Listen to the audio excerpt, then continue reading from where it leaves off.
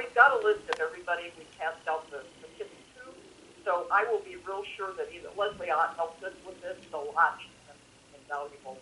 And I'll be sure that Leslie gets in touch with everybody and lets them know that, no, there's no charge. Send it in now. You know, get it sent in now so you have your baseline. Okay. And most people have to, you know, because the health department, the county's been getting it back. So, you know, getting the results back. So, Good. Good. Good work. Thank you. yeah, yeah. Any more questions about the bird flu? Oh, then I'll go on to the ATV and UTV ordinance. As everybody knows, we had a referendum. It was an advisory referendum question on the April ballot as to whether the town should allow ATVs and UTVs on town roads.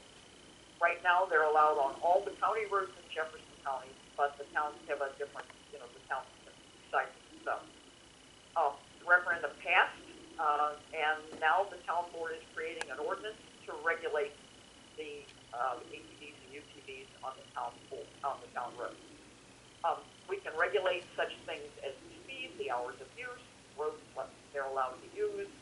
Found out today that we can also regulate open intoxicants on them, even though the DNR rules don't, but we can. So there are a lot of things that we can put into an ordinance. We have had some real angry people because we don't already have an ordinance. They felt like this should happen immediately once the referendum passed, and they thought that they were voting to allow them on all the town roads. Guess like, well, like West, I don't know. Anyway, the board, I understand, is going to have an ordinance to possibly approve Monday night at our board meeting. It will have an exclusion for Blue Spring Lake. Dick and I have both felt very strongly that you are a community within a community, and you certainly should be able to determine how you want the road around Blue Spring Lake. You're unique, and the road is fairly narrow, a little bit hilly in places, and you have a lot of people that walk there.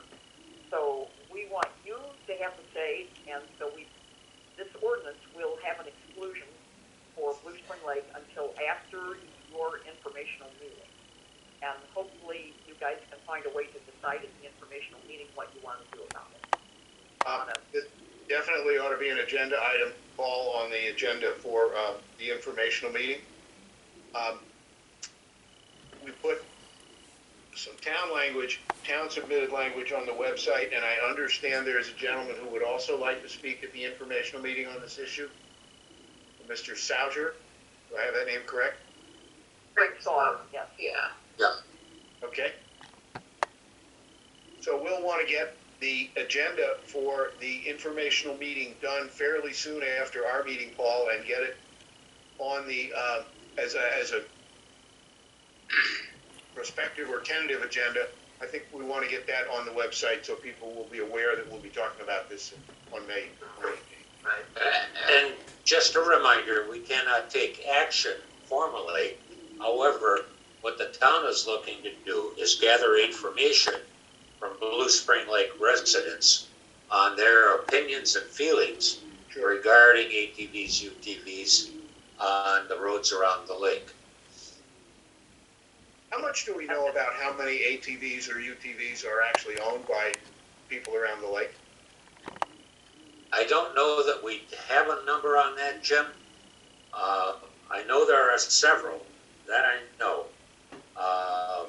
And just as importantly, there's a number of golf carts. Now, in my observation, and that's where my concern lies with our roads, is we've had 10 and 12-year-old kids driving these golf carts around the lake. If we... And those golf... Go ahead. Those golf carts are absolutely illegal on the road. And this absolutely does not cover golf carts. It's every bit of the law you read on it excludes golf carts. I mean, they make that in the statute that they are excluded. So those are not to be on any road. And we said out front, after the referendum was passed, we said out front, we will be very deliberate in enacting an ordinance regarding ATVs, UTVs, so that we take into consideration all of the ramifications and all of the roads in the town of Palmyra, but Blue Spring Lake roads have been right at the top of our list for consideration. There are some alternatives, which we've discussed and may discuss in more detail Monday night, regarding those people that own ATVs, UTVs around Blue Spring Lake. What they need essentially is access to County Trunk Highway H. That is open to travel under the Jefferson County ordinance. So there may be some alternatives there where we can grant access to owners from their house to County Trunk H, but not allow open access for swinging around the lake willy-nilly and so forth. So there are some options there that we'll be looking at. Yeah, you can make it as you can do whatever you want with it. You can make it, you can limit hours, you can limit days, you know, you just want to be sure that whatever you do is somehow enforceable. But whatever you come up with is what the town, I believe, will write into the ordinance. Wouldn't you think so, Dick? I would. Yep, I definitely would. Okay, Right. further questions on that issue? Anyone? Open comments on that issue? Okay. Before we leave that, there was a posting on the Blue Spring Lake website encouraging people to contact a Palmyra County Board member with their feelings. So far, I have gotten one email, but all three of our supervisors were listed with their email addresses. I don't know if anybody else has gotten any, but as I said, I've got one. We encourage people to contact us via email is the best, so we can print it, have it in a file, as to what your feelings are. I've gotten one also, Dick, from the Lake District. I've gotten quite a few from around the town. Yeah. Good. Winona, next issue. Okay, fire and EMS. I'll start by saying that next week, everyone will get a letter from the Fire and EMS Committee, kind of outlining where we are, how we got there. And so, because you're going to get this letter anyway, I'm just going to briefly run through the letter, because that's the best way to explain what's going on.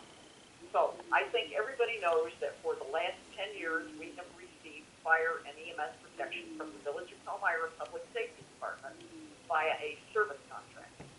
Now, the town is not a partner, we're a customer of the village. And the contract providing for this service expires at the end of this year. It actually should have expired at the end of 2021, or could have, if either the town or village had given 365 days notice, which neither one of them did. So, knowing that this contract is going to expire, the committee has been looking at all manner. One of the things that we have found through open records request from the county is that the town residents have historically received about 30% of the services provided by the village. Now, this is in the last 4 or 5 years. Before that, we were getting served far more by Telemarine, or Eagle, not Telemarine, but Eagle and the Lauderdale, the Grange Department, and even Port Atkinson, EMC. So, but recently, in the last 5 years, it's been around 30%. This year, so far, it's dropped down to about a little less than 29% that the village provides comes to the town. The village residents get the other 70%. So back in late September, the village proposed a new contract to the town, which would require the town to pay 50% of the village fire and EMS budget. And it contained language exempting the village from any liability if they could not provide the service because they didn't have enough staff. So, seeing this contract, the Fire and EMS Committee thought it would be in the best interest of the town to see if we could negotiate with the village. sent them an offer that represented about 30% of the cost of their budget. Then the village board invited me, actually, because I'm the chairman of the committee, to a closed session meeting and with the entire village board, and that was in early October, I think the 8th, and they explained that the contract was not negotiable. In fact, I was told this is take it or leave it. If you don't take it, you can come back in a year and see what you can get. That was the words that I got from the spokesperson on the village board. Then in December 1st, the village held a public meeting. They did invite the town board to the meeting. I think they thought it was going to be a combined meeting. I only understood it as an invitation to come to this meeting that they were having. And so the village board went. And once again, members of the town board and the town fire and EMS committee were told that the proposed contract was not negotiable.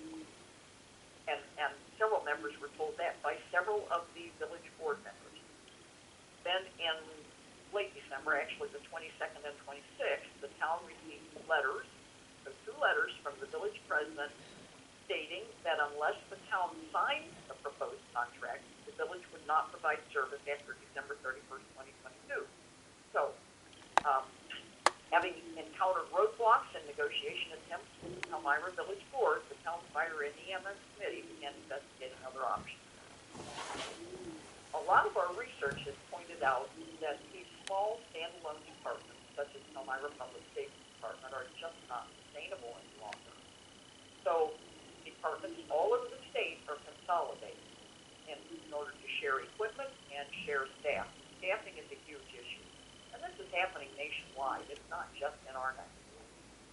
Almost every week, if you pick up the newspapers, you'll see where a couple more departments have gone together for districts. And those districts are simply better able to provide good service to their citizens. So, back in 2021, we found out the village of North Prairie, the village of Eagle, and the town of Eagle consolidated on the Kettle Moraine Fire District. Those people involved in those districts have historically been frequent fire and EMS providers to both the town of Palmyra and the village of Palmyra by what's known as Mavis Street. And given the geographic proximity of the Kettle Moraine District now to the town of Palmyra, the town of Palmyra Fire and EMS Committee have reached out to the Kettle Moraine District to see if there was any possibility of receiving services from them. Those talks are ongoing. We have continued to reach out to the village and recently sent a letter, I believe yesterday, to the village offering to discuss the issue again. The village has stated publicly that they are interested in consolidation in the future. They realize that that is the answer. They need to become part of a district rather than a standalone department. But they state that they looked at Kettle Moraine and said, well, you spent 3 years doing this. And they look at these other districts. Well, they spent years doing this. So we can't do this for another 4 or 5 years. Well, the difference is everybody else has already started.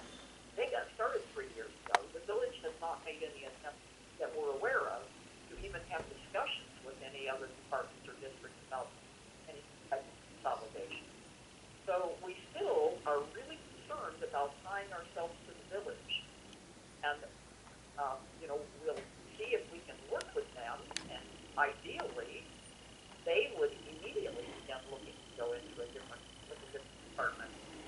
We've talked to LaGrange and Lauderdale, and they said that they just can't see expanding at this time. They're overwhelmed with what they have with so much building around the lake now. And we talked to Whitewater, and they were interested. We haven't had talks with them recently. I think they're busy. They have the town and the city over there consolidated. So Moraine seemed to be the most reasonable option to us. The residents in the town, I know, are very, very concerned about having an ambulance at least located right in the town. So we reached out to the Bureau of Aeronautics to see if we could use the airport building where we have our town board meetings right now. So if you're not familiar with it, it's the big garage right next to the town hall. And we have received permission. Now, the equipment in there, as long as it doesn't impede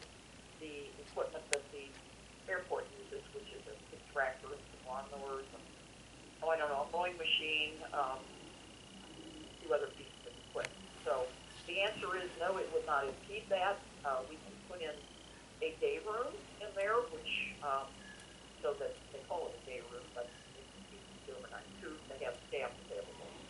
So that's what we're looking at doing if we can, if the Telemarine district is willing to take us in, and the village is not. Ideally, the village is close. It's crazy to have two fire stations half a mile apart, but the beauty of using the airport building is it wouldn't impede if we use an airport. If and when we no longer use it. So ideally, the village and the town could both become part of a larger district. Happen. And that's what the committee is trying for right now, for us to become part of a larger district, and hopefully the village so too. So, any questions? Sounds like a lot of research, a lot of time spent. Thank you. It has been hours and hours, and of course there's a headwind we have to fight along the way. There's certainly a contingent of people that feel like we should just sign that contract. We've been told we can't negotiate contracts, which I'm for a customer. Well, that would put me out of business. Yeah, right. So anyway, that has muddied the waters a little bit, I would say, just because other districts are probably not happy to look at somebody wanting to come in if they see a lot of people that there's a ruckus about it. But I think we can get past that. If all the other stars align, that one won't matter. We are committed to trying to get the best service that we possibly can for the town of Palmyra. And I would like to add, too, that we average one ambulance call, actually, one a week, about 4 a month. So it's not like we're a heavy user over here. And, I think in 2021 we didn't have a single structure fire.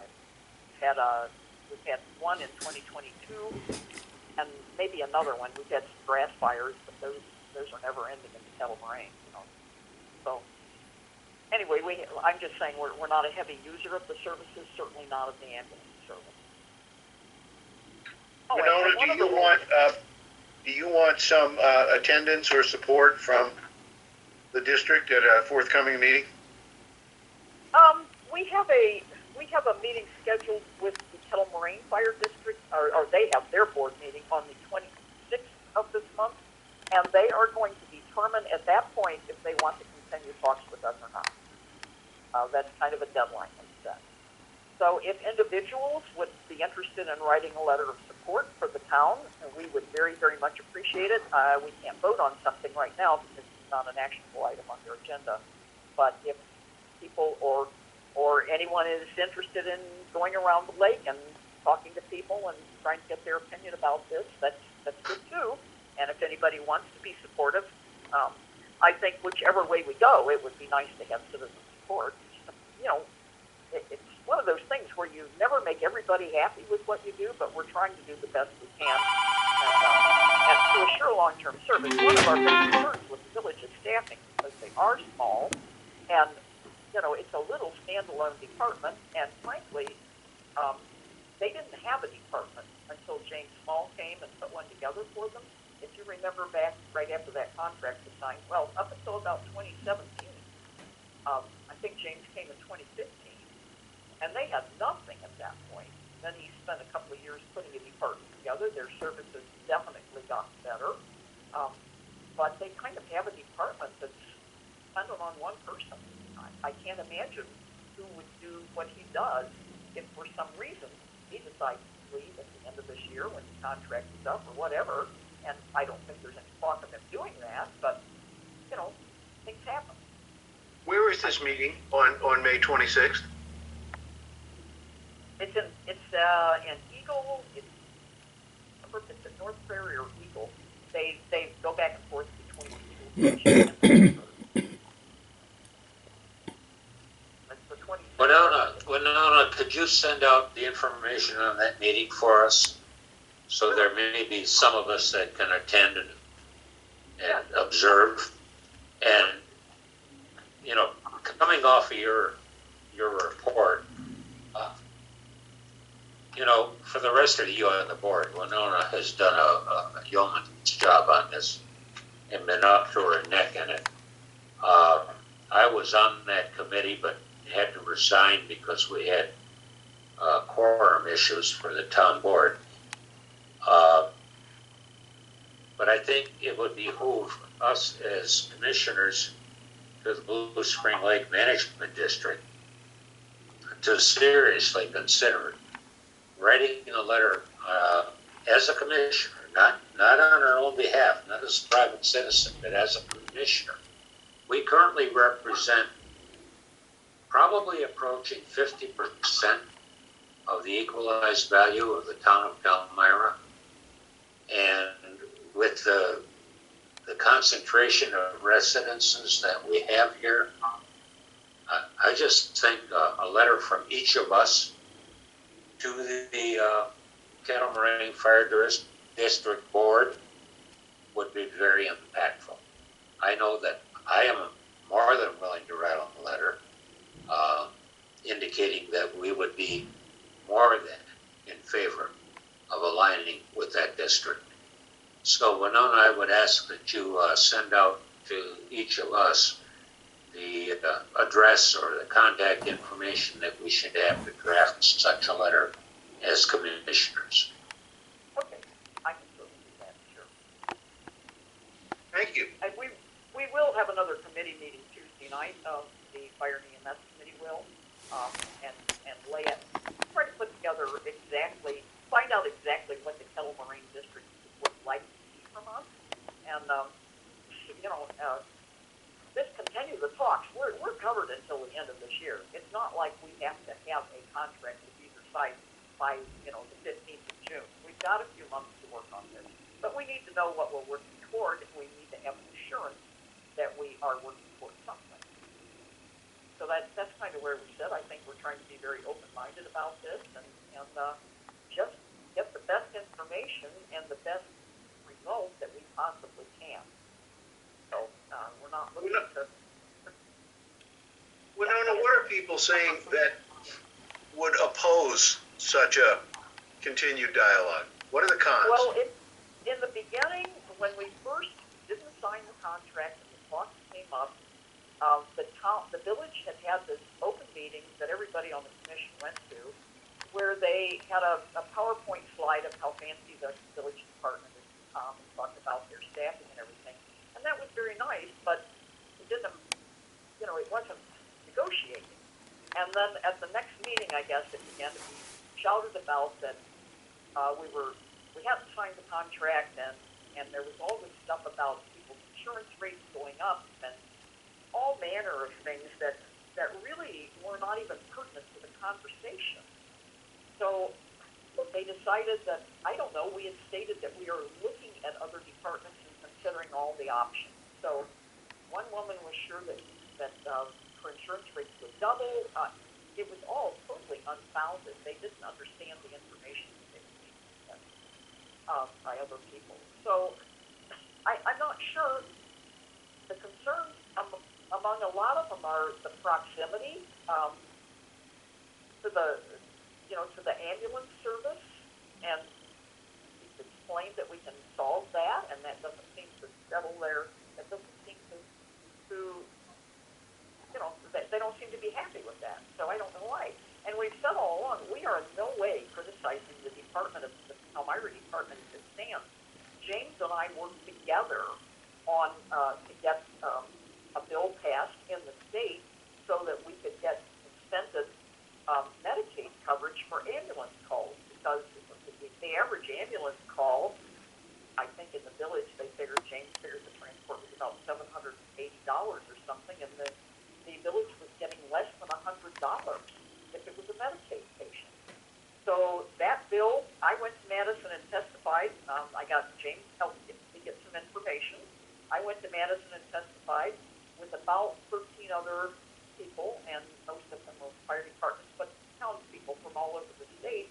And it passed the House, and it passed the Senate unanimously and was signed into law. So it's not like we don't try to cooperate with the village, in things like this.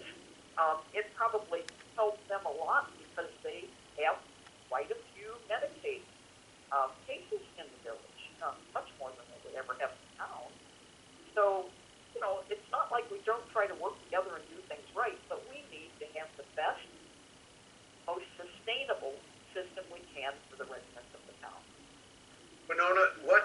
obstacles do you see to the village with its facilities and its staff and its equipment becoming part of this fire district as well?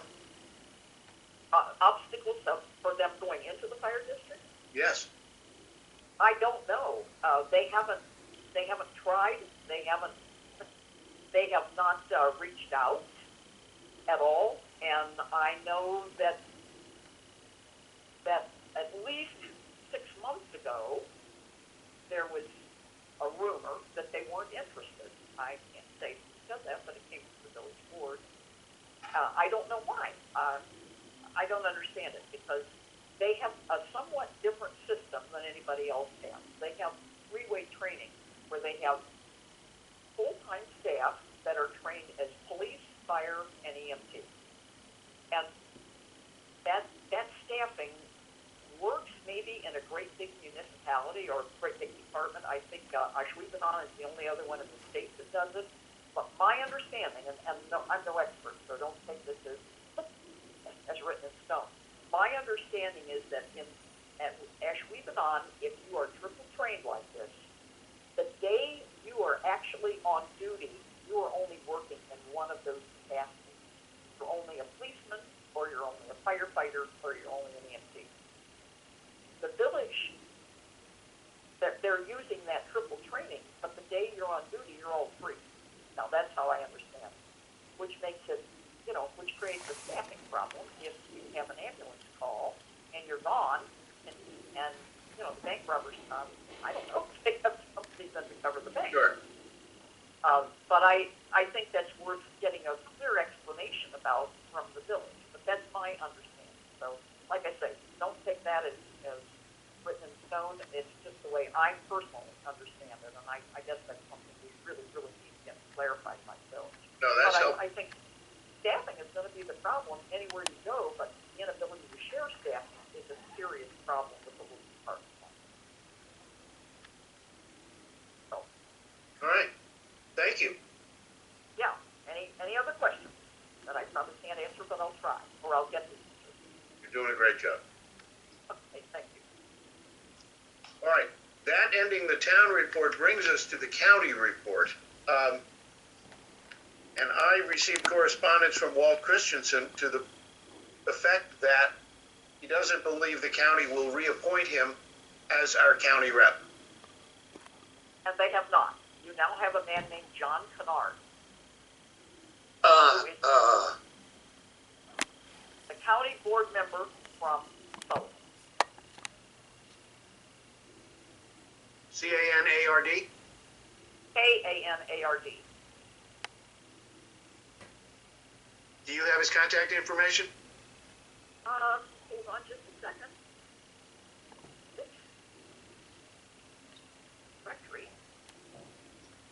Anyway, and he would have known about the meeting tonight, I guess. Now, when I distributed the minutes, there was still no official, unless they passed it on to him once that became available. Okay, I can give you his phone number. Is that what you want? Good start. Okay, 262-470-1177.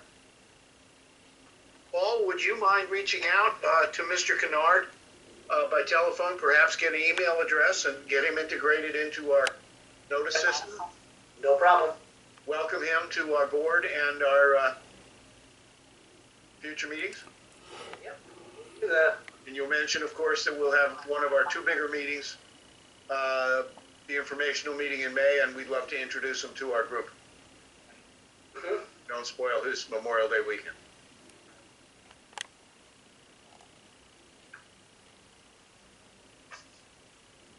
Okay, let's talk about the spring information meeting planning. Stacy, which room has been reserved?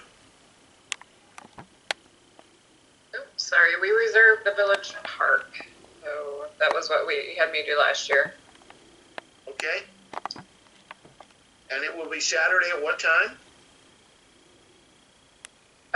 It's 9 o'clock good. I don't know, we typically do 9. I think we should. People will want to get in, get out. Board, besides introducing the board and giving an update on our typical departments, other thoughts on what ought to be on the agenda? Well, we just said the UTV, ATV discussion. Yeah. We may well have an ordinance in place by then. However, it will preclude final disposition for Blue Spring Lake. So we want, just a feeling from our people as to what they would like to see and so forth. Understanding that it's not binding, but we're canvassing people's opinions. Winona, will you be willing and prepared to update the group on fire and EMS as you have this evening? Sure.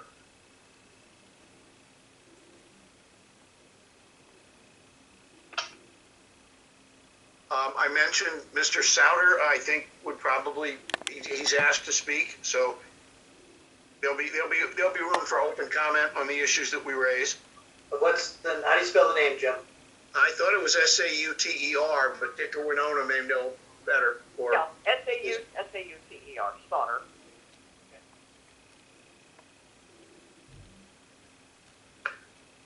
And Dick, you'll give the information again on the Independence Day celebration? Yeah, Hopefully by then we'll solidify start and the route, staging area, et cetera. I'll reach out to Brian Randall. yeah. We're going to be somewhere on the west end of Blue Spring Lake Drive and travel to the Triangle. And I've informed everybody. Oh, well, I've let Larry know that, and presumably he'll let the ice cream truck guy know that, and so forth. Are you reversing the route, Dick? What's that? Are you reversing the route? Instead of Yeah, going- we have to.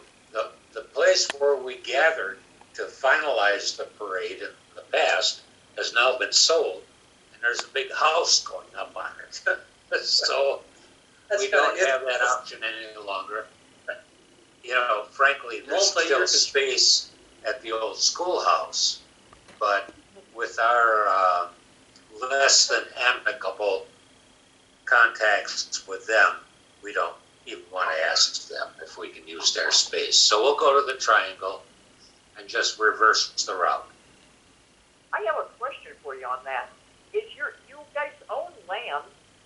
Oh, never mind, you couldn't get across you'd have to get out on H to get around. I was gonna say you own land south of the lake, but Yeah. that was, never mind. Okay. Bad idea. I did get an email from Steve Marcus. They will provide the sound system at the meeting. They would like to say a few things about the ski club. I imagine most of you got your fundraiser packages in the mail. I think it was T.S. Eliot that said that in the love song of J. Alfred Prufrock that April is the cruelest month. I would just like to add, for me, it's May, because all my big bills seem to be coming due in May. So the ski club just went on the pile of requests. But